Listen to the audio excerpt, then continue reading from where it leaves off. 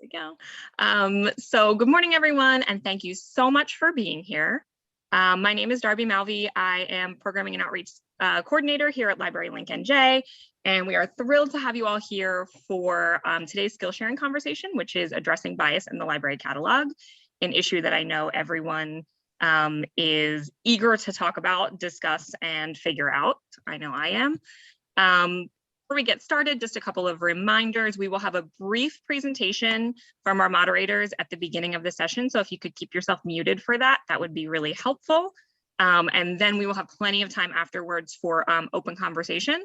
So you're more than welcome to unmute at that point, talk, share, drop things in the chat, whatever you need. We will be sharing the presentation with you all. Afterwards, you'll get it in an email, and that will include links and everything. So don't panic, you'll get a copy of everything. I am going to introduce our brilliant moderators for today's discussion, and then we'll get started.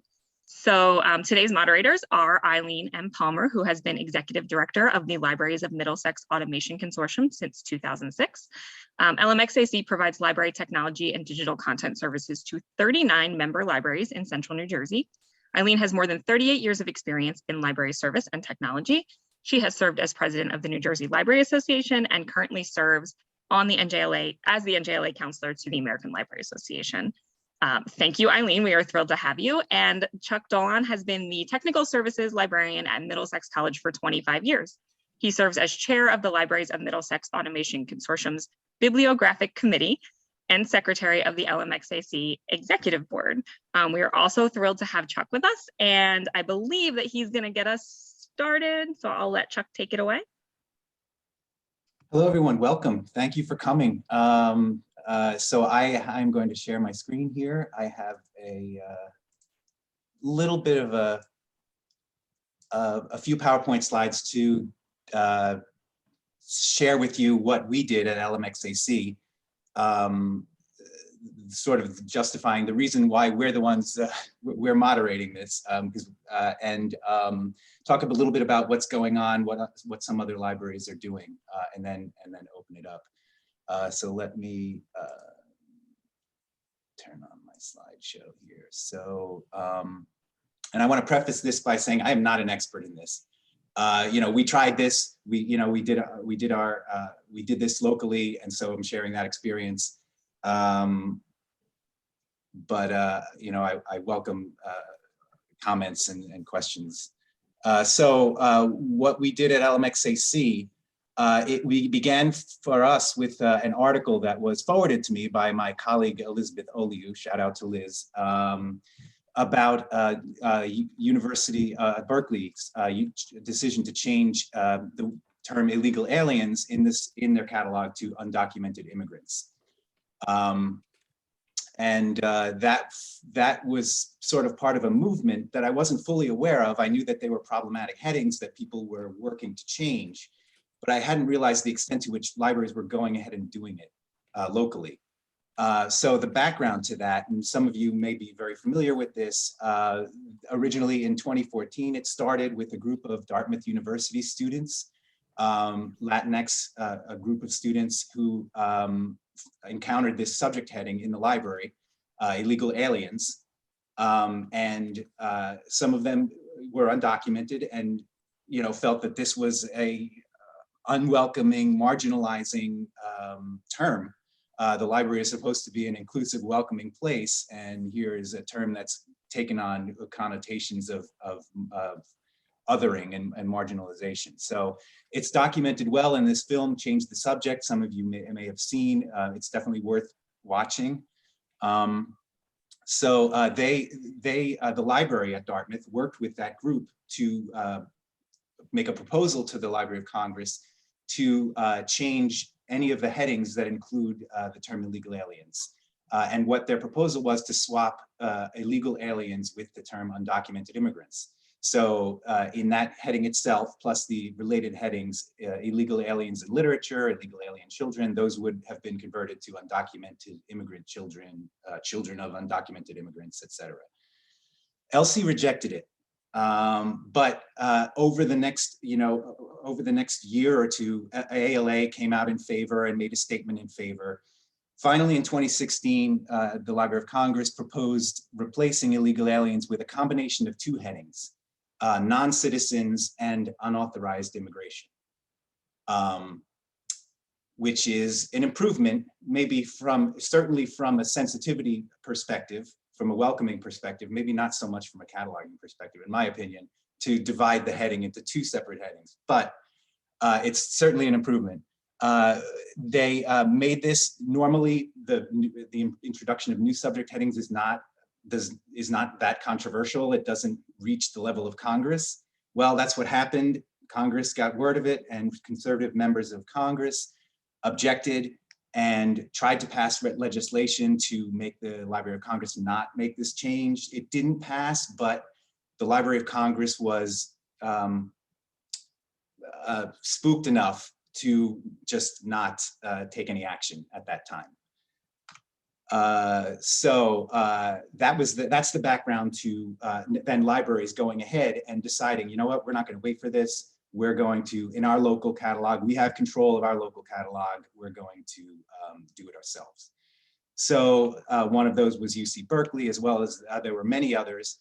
And in that article that was forwarded to me, there was a link to this report of the subject, now I can't remember what SAC stands, Subject Analysis Committee Working Group on Alternatives to the Library of Congress, subject heading Illegal Aliens, chaired by Violet Fox, who is a well-known advocate for this. Her name shows up again and again in the literature about this topic. And this report basically surveyed, it gave the history, and then surveyed many of the libraries that have made the change, and just summarize the results. You know, what words did they choose? How did they go about it? What systems did they use? Those kind of issues. So what it found was that most libraries did use undocumented immigrants. They swapped illegal aliens directly. Many libraries added the new heading, but kept the old as an additional access point. So as a cross-reference, if people are still using the old technology, old terminology. But there were concerns that illegal aliens was still visible to users. And so the offense is still there. Some libraries were able to, decided to replace it completely and not keep the old headings. Others were able to just hide it. Some libraries went beyond illegal aliens and changed the term aliens with non-citizens, which, you know, has the benefit of being, more inclusive, but also less confusing, because a lot of patrons associate aliens with extraterrestrials. And a few libraries went beyond and replaced alien detention centers with various alternates. They didn't all agree on what to choose. The database manager at LMX, when we brought this issue up, started monitoring the Circe Dynex lists and saw some libraries grappling with this, where to put the old subject headings, whether to keep them in the records or not.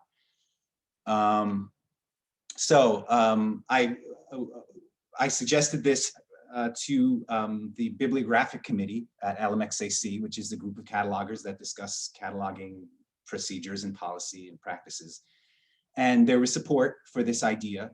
I wrote up a proposal, and I'm also on the executive board of LMX. So, you know, once it passed the Bibliographic Committee, the executive board was all in favor of this. I shared it at a general membership meeting. There was support from the entire membership that attended the meeting. Our proposal was basically the same as what many of the libraries were doing, according to the reports that I had seen, and the proposal of the original Change the Subject group of students. So changing illegal aliens to undocumented immigrants in these headings. We chose not to go ahead with aliens to non-citizens. We wanted to start conservative. I was a little concerned about unintended consequences, because again, the term alien does appear in other headings related to extraterrestrials, and I was a little afraid of, problems resulting from that. So that was going to be kept on the back burner as a possible future change. The executive board approved it, and we implemented in February 2021. Initially, we had both headings visible in regular subject headings, the old and the new. but eventually we removed the illegal aliens heading. And the actual removal, the work of doing that was done by the programmer at LMXAC, May He, and she wrote an API that just was kind of a search and replace operation, and she runs a report every night that looks for instances of the old heading and just replaces it. So here's an example of one of our records with the new heading in it, and then here's a WorldCat record that you can see does not have the new heading. It has a different heading here, non-citizen children. And the reason that would have been illegal alien children, except that there have been some new updates on this issue. So in November 2021, Library of Congress, out of the blue, I mean, for good reason, but out of the blue, changed illegal aliens to the combination of non-citizens and illegal immigration. So it's a little different from the original proposal. The original proposal was non-citizens and undocumented immigration. So they kept the word illegal.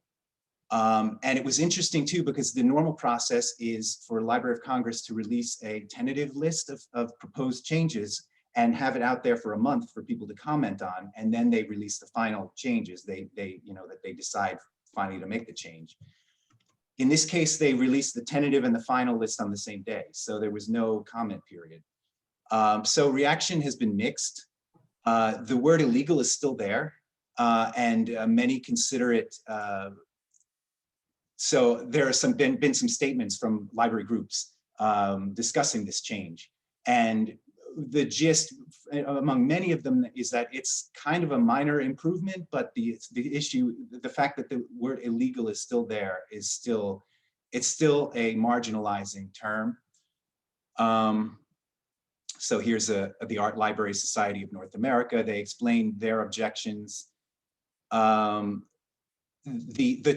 combination of the two headings is not really the same exactly as illegal aliens. You know, there was a perfectly good one-for-one substitute that was available that was not used. Users won't really realize that these two headings are associated on a record, that together they mean something else. I find it a little bit, a little confusing, a little imprecise from a cataloging perspective. And again, here's the Council of California Community College Chief Librarians, their statement on the change, which is very detailed and goes into the arguments about what the problems with it are.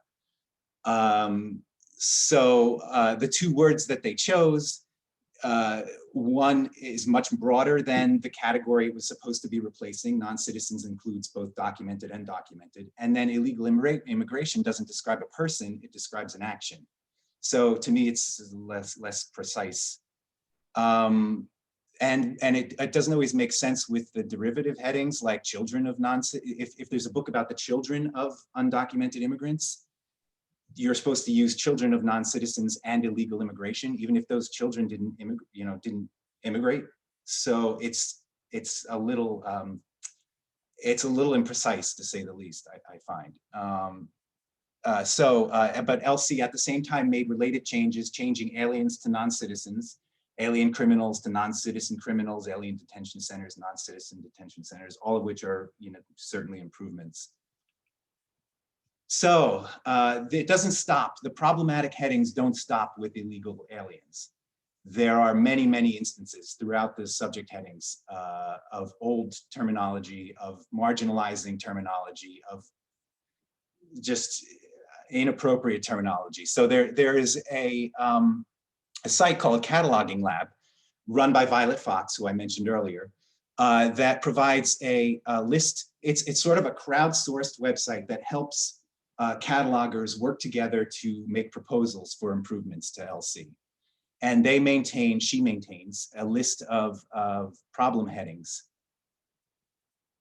that people have suggested for change in the Library of Congress. And you can see some of the ones that people have suggested. And some of them, are marginalizing.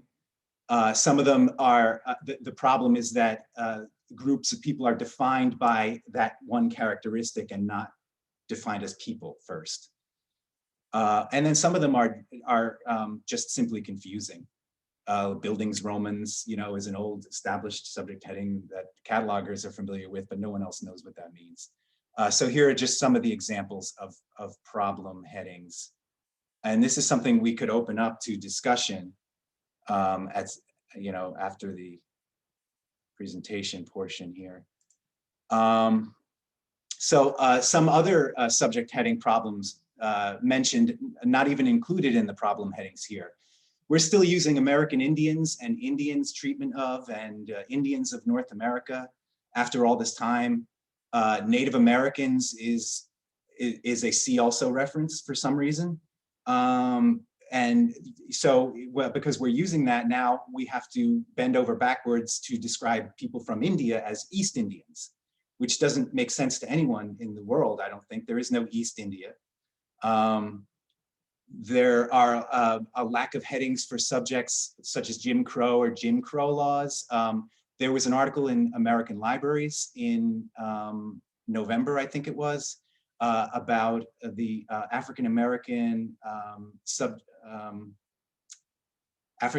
Subject Funnel Project, where they suggest terminology for African-American history issues and African Americans, because the heading at the time that this article was written was for Black people was blacks, and for white people was whites, which in itself was considered a problem. It's been addressed, where you're defining a person exclusively by that one element. So that group is working on concepts like Jim Crow and Jim Crow laws, which currently you have to use African American segregation or African Americans legal status, which is pretty imprecise for this topic.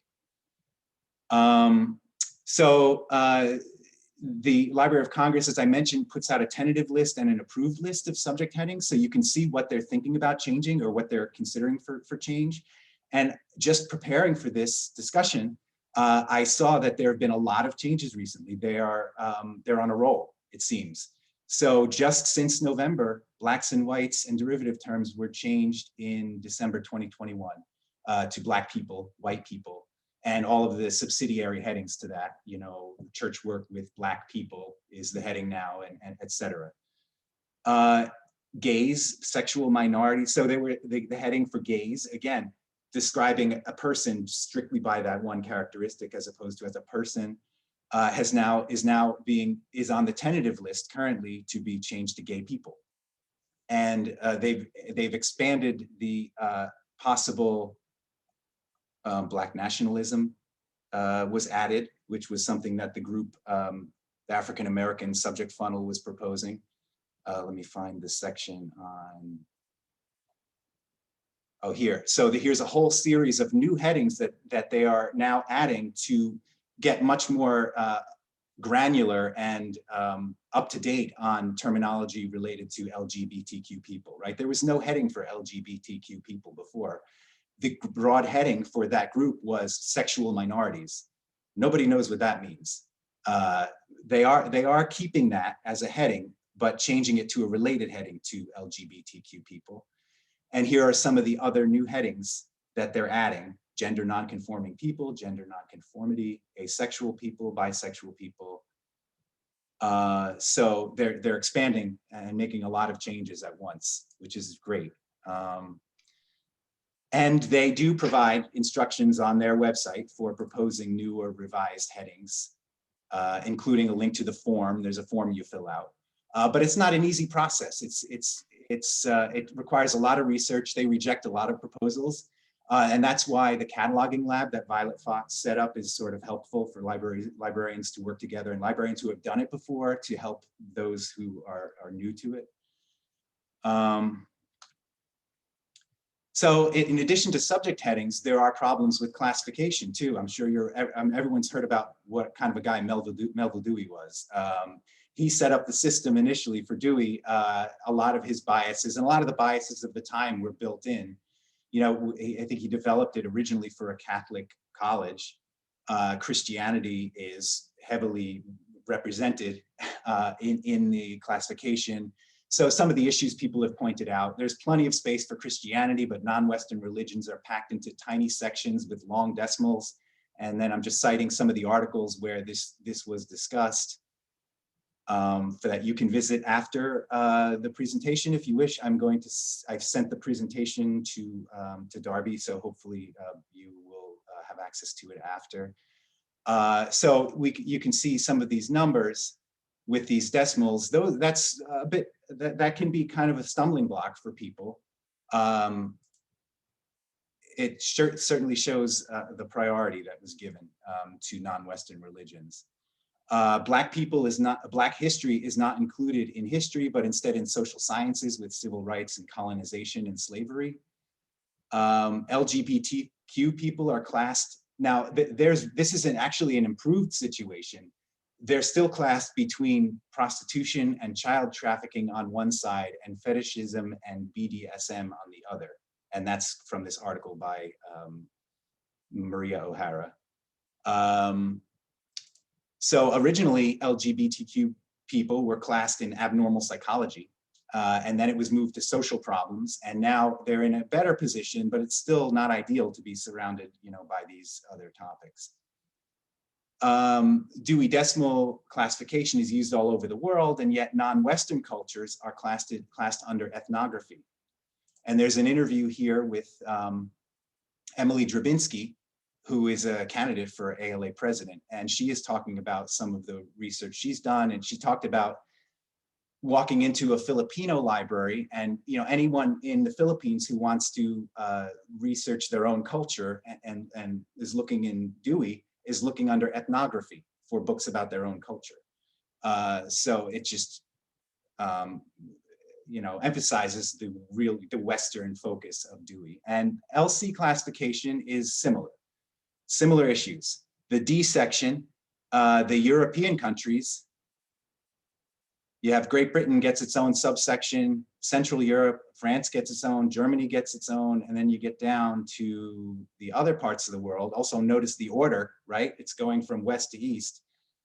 Asia gets only the entire continent from the Middle East to the Far East. Everything in between is all in one section. Africa, the entire continent, all of the nations in Africa, all in one section. So it's the similar kind of thing. You keep in mind that the Library of Congress subject headings and classification is, the Library of Congress is a US government institution. So it's the US government's perspective. All material about Native Americans is relegated to a tiny section in the pre-Columbian American history. So material about Native Americans, even if it's about their technology or their any aspect of Native American life, is all relegated to that one spot. It's not put with technology or with other aspects of life. It's all in early American history. And again, similar to Dewey, you have the religion section of LC. Judaism gets a section, Islam, Buddhism, Christianity then gets 5 sections. And religions like Hinduism and others that are non-Western end up being a subsection, Jainism being small subsections of the basic section of religion. And lastly, all material about African American history is relegated to a tiny section of LC in American history. And then a list of the sources that I suggest or that I used for the presentation. So I would like to open it up to discussion of anything I talked about, anything you want to bring up. Any questions, comments? Yeah, I just want to pop in and share a reminder for people who joined a little late. You'll receive links to all of these resources after the session. So, don't stress about, saving each one now. So you will receive them after. No, but thanks, Chuck. Yeah, that was really great. So maybe we can move to seeing everybody's faces and encouraging some discussion about what you're doing in your libraries. And we're happy to answer any questions about our process, but I think one of the points Chuck made is it's ongoing. You know, I think we've maybe have a little bit of the iceberg above the water, above the ocean, but most of it is still below, and it's going to take a lot of work to surface it all. So Jenna has a question: why is the Dewey system so globalized? I think maybe, I'm not sure if you're asking why is it used so predominantly around the world. And I would say that, you know, the American influence, good or bad, I think you know, is what's responsible for that. Yeah, Emily Drabinski mentioned, you know, the Philippines has a history of being a colony, American colony. You know, and so American institutions were imposed on the Philippines, and that includes libraries and that includes Dewey. So for the people there who have this history of a relationship with the United States to then see that they are given a tiny sliver of the collection, you know, it certainly says something. And feel free to unmute. I see Lisa has her hand up. Go ahead. Hi, yes, thank you so much. So I'm not a cataloger. So you might have to go a little bit more slowly with me, but I was wondering about just the implementation of when changes are made to like the official, right? The official subject heading list, how that works for each of our libraries. So I'm part of the Buckles Consortium, so Bergen County, something, it's long, I don't know. I was wondering, you know, how that works and what the timeline is like that. If you could just spell that out for me a little bit. And again, not a cataloger, so I might have to go a little bit slower. I'd really appreciate it. So are you asking about the timeline we used within LMXAC? Yeah, and just like because there's so many changes that are coming, like you said, through the pipeline, through the subject headings. So how do you implement all those? How do you stay on top of them? Like, it doesn't seem like it happens automatically. Someone has to do that, right? And how do you make it so it's not confusing for people who have always searched this subject heading to try to find things to do that switch? And I know you talked about that, but when there's so many that come through, like you said recently, how do you handle that? And I would say this goes back to that we've just surfaced a very small bit of the iceberg. We haven't done this regularly. We have occasionally grappled with things more like how we're going to handle series of graphic novels and, you know, that sort of thing. And but I think that for us, this has been a learning experience. Going through this process in this one small way has been a learning experience that we've got more work to do. Wouldn't you say, Chuck? Yeah, some systems use an outside vendor to do authority control, and that makes it a lot easier. They can, and a lot of the vendors are in touch with this issue. I got an email a couple of weeks ago from Marchive, one of the vendors, advertising this very issue and sending a link to a presentation from Kansas City Public Library about what they did for them. And so they can change the authority records to a local version of the authority and then just convert everything that, you know, in your system in a batch. And I mean, we can do that a little bit. May can do that, our programmer can do that a little bit in a limited basis, but you can't keep track of everything that way. And there have been a lot of changes recently that we're going to have to think about. I watched a presentation from the New York Public Library and Brooklyn Public Library who worked together on a similar change to the subject process. And they had an outside company as well, Backstage Library Works.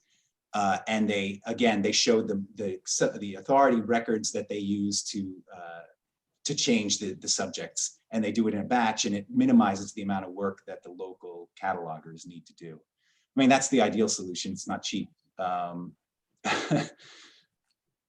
Gotcha. Thank you so much. That's helpful. Kelly? Hi, my question is about, Chuck, you went ahead and changed to undocumented immigrants. And then it seems like LC isn't going to that term. So does that throw you for a loop, or how is that? Yeah, preparing for this has made me realize that we have some work to do to deal with the new combination that LC has come up with. So in order to keep what we're doing, we would have to write would have to write a program to recognize records that have that combination and then convert it backwards to undocumented immigrants, which seems it seems complicated, right? So the New York Public Library and Brooklyn Public Library, in that presentation that I saw, they decided to partly do what LC is doing. They decided to use the split of non-citizens, but instead of using illegal immigration, they would change that to undocumented immigration. So they get rid of the offensive term, the most offensive portion of it, the illegal, but they are keeping the separated terminology, which is not ideal from a cataloging perspective, but it's certainly a lot easier than having to convert backwards to a single heading. All right, so you're keeping the undocumented immigrants then? No. In No. that case, you would be changing it to a okay. combination of non-citizens and undocumented immigration. Okay. Great. Yeah, which, Thanks. yeah, again, I don't love, but it's much easier to keep a one-on-one, one-to-one correlation with what LC is doing by Yeah. having the two headings. So I don't know. I don't know that we haven't really talked about what we're going to do at LMXAC. That's a conversation we need to have. But it seems to me in terms of labor, that's probably the easiest way to adjust. And we'd really like to hear what you folks are doing. There's some really good questions in the chat that I think you might include. Are any of you actively working on projects like this, and how did you go about it?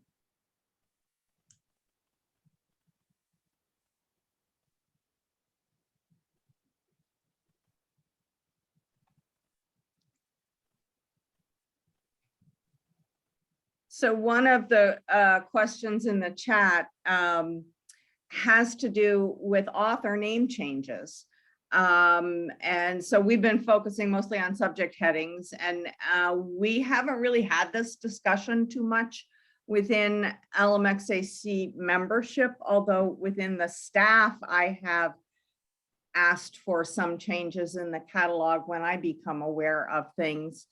But the question has to do with trans and non-binary authors who choose to change how they are represented and want their items or their works to be changed as well.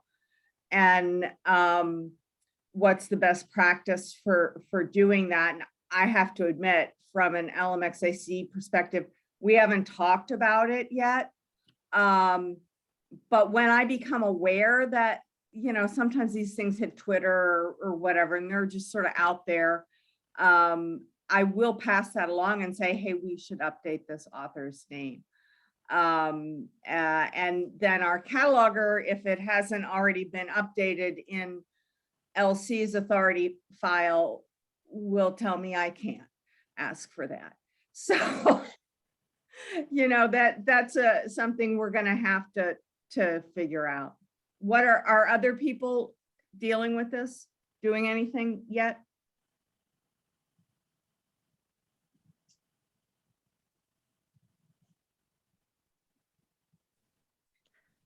I'm curious if, I mean, everybody came here, so everybody's interested in this topic. I'm curious if any of you all, this is something you want to get started on, but are you finding there are barriers? Is it just too overwhelming to start? Or yes, Kelly's giving me a thumbs up. Yes, because it feels very overwhelming, especially I think back to, I used to be a school librarian, and so like the catalog, everything was, you know, if you're in a very small library or somewhere where it's just you, it's hard enough to get the books on the shelf as it is, much less to consider going back and revamping. And that's not to say it's not worthwhile or shouldn't be done, but I'm curious if, are those some of the hurdles that you all are facing? That there's just not maybe time or staff power? I'll say that we Think have so. issues with just staffing changes, and we don't have a dedicated cataloger at this point. So I'm the collection development manager, so I'm sort of doing a little of it, but it's not really what I was trained to do. And there's lots, it's just all, the day-to-day life, and then trying to tackle a big issue like this and make sure it's correct. And, and all these areas are covered, I think, is plus the technical side, so you have this idea you want to change, but how do you do it? It's a lot. Have any of you made use of any vendor tools that Chuck mentioned to make some of these changes?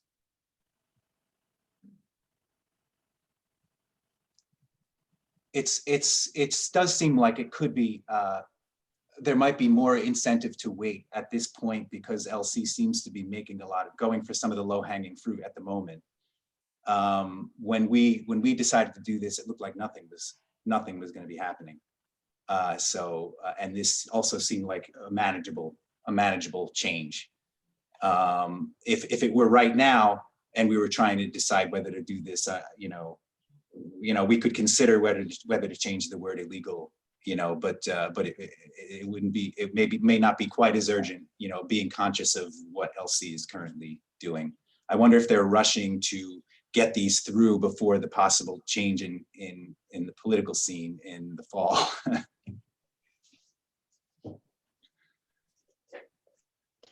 I think it's really interesting that someone commented that you're keeping track of changes you'd like to see made. How, Teresa, if you don't mind me asking, what are you, or is it just like a spreadsheet, or how are you? So, can you hear me?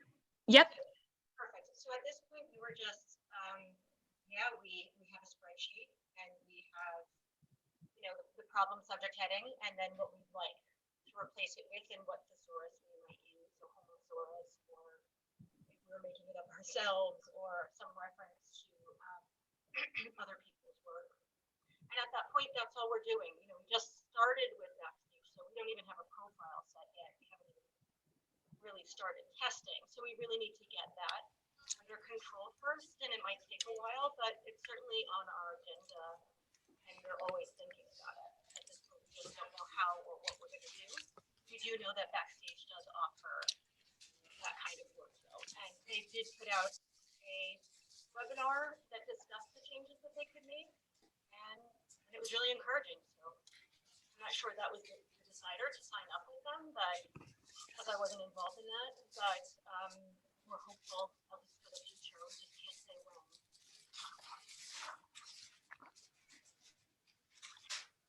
So Darby, I'm not sure if you were able to hear all of that. I lost some of it. Yeah, I think I heard most of it. So for those who might not have heard it, Teresa was basically saying, I guess that they're sort of keeping just a spreadsheet of sort of problematic terms that they'd like to see changed, the terms that they'd like to use, and indicating whether that's something they've just invented themselves or whether they're kind of referencing someone else's suggestion or work. And I think it sounds also like they've signed up with Backstage, the company that Chuck mentioned earlier. I'm not familiar with Backstage, so Teresa was saying she's not sure that this issue was the reason they signed up. Backstage might be doing other things as well. This is not their only area. I don't know anything about them. Yeah, they're an okay. authority control company, just like Marchive. Oh, okay, all right. But I do like, Teresa, I mean, you said, we're not really doing anything else, but that feels like such a manageable step for folks who at least are interested in this issue and want to get started on it and kind of don't know how. Like, at least keeping a list and saying, well, it's like something we can get started on is like really a great idea. I like that a lot.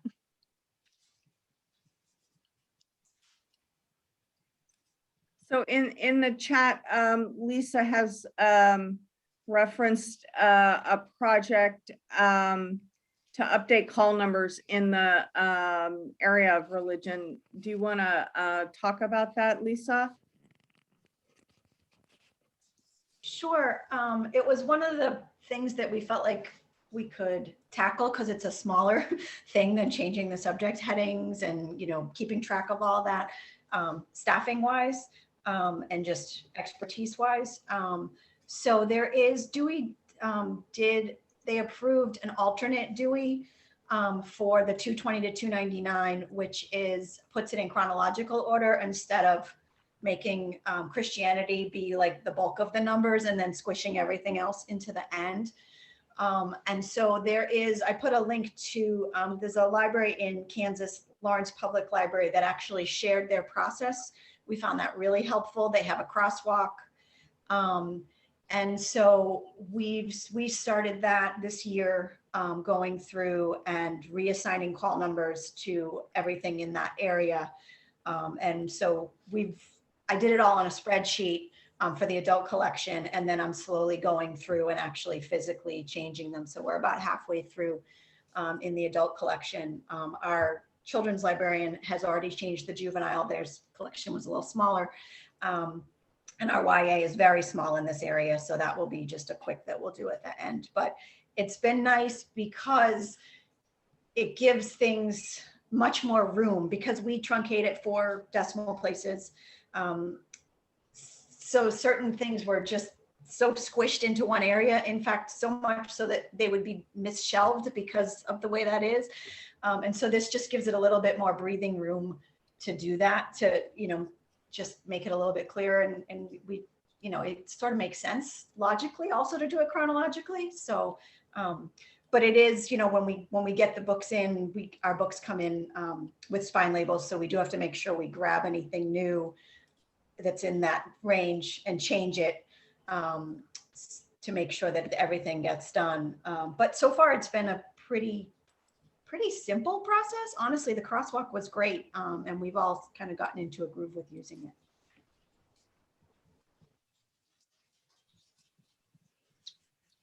That's great. Yeah, the long decimal numbers that result from things being packed into a tiny space is a barrier for sure.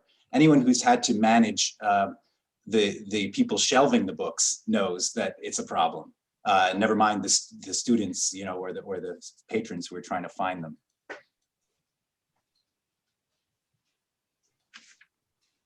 Kelly? Oh, I just had one small change that we did a few years ago in conjunction with the children's librarian is the Native American collection. Since they were all in the 970s, pretty much in history, this was mostly children's materials, moved them sort of for the subject. So the creation stories would be in religion rather than folklore, the architecture of Native Americans in the architecture instead of just all squished together in the 970s. And that was a manageable project. We just used they were reclassified. So that was kind of a nice manageable thing.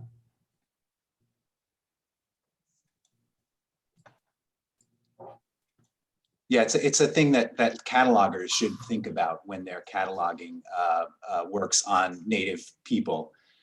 You know, in LC, I think it also applies in Dewey, as you said, where rather than put it automatically where LC would have put it in with all the other Native American literature, you know, if it has that other element to it, you know, if it's about their use of, you know, their relation to the environment or whatever, you know, maybe in with environment or with science or whatever the relevant aspect of it is. Hey, Mei-Ling? Hi. We are using WMS, so technically, there's no way for us to change the subject headings unless we use all local subject headings. And so the minimum that we are now doing is we try to relabel books that has those end cutters. We are relabeling all those end cutters to be, and that is the only thing that we can do, and that is the thing that we are doing now.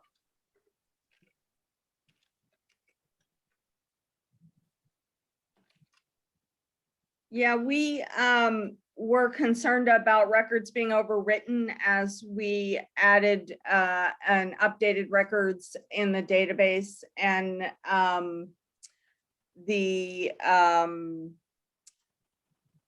choice I think we made was to put them into local subject heading fields and to make sure those fields didn't get updated when we overwrote records. That's fine for a project like this, which was trying to address one particular thing. But if it gets bigger and bigger and we have a bigger and bigger list, it gets harder to maintain. There's a good question in the chat.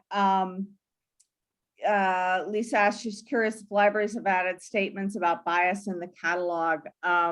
I've seen a number of those out there and thought about sharing them with our bibliographic committee. Mostly I've seen them at universities, and again, another good link to what those statements look like. Has anyone added those? I can tell you that the cataloging lab is one of the links in the PowerPoint presentation goes to the cataloging lab. They have a monthly update of literature of new news in this area, and there is a link there to statements like this from a big range of public and academic libraries. So you can access that. Let me see here. So the College of New Jersey has added, and Virginia, I'm not sure where you're from.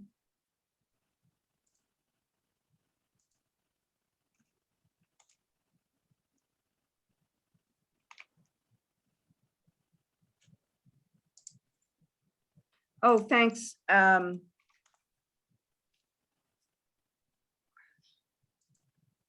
going, if it's okay, I'm going to share the College of New Jersey statement, just so everybody can see what they look like.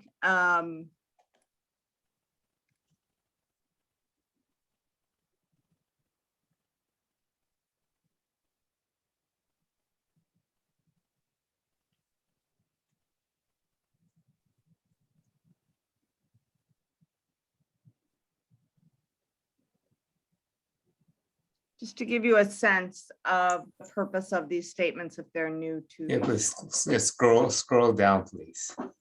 Yeah, that's it. Well, there we go. Thank you.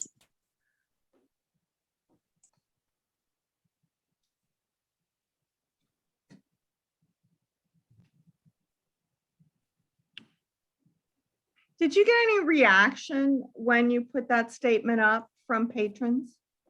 No, we haven't. I think that the thing is that this is kind of just on this page, so we haven't done any linking from the library catalog record themselves, so that's why, I guess. But the public services librarians do have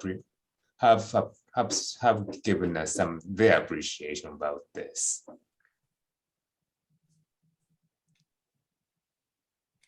Just It's very concise, which is key.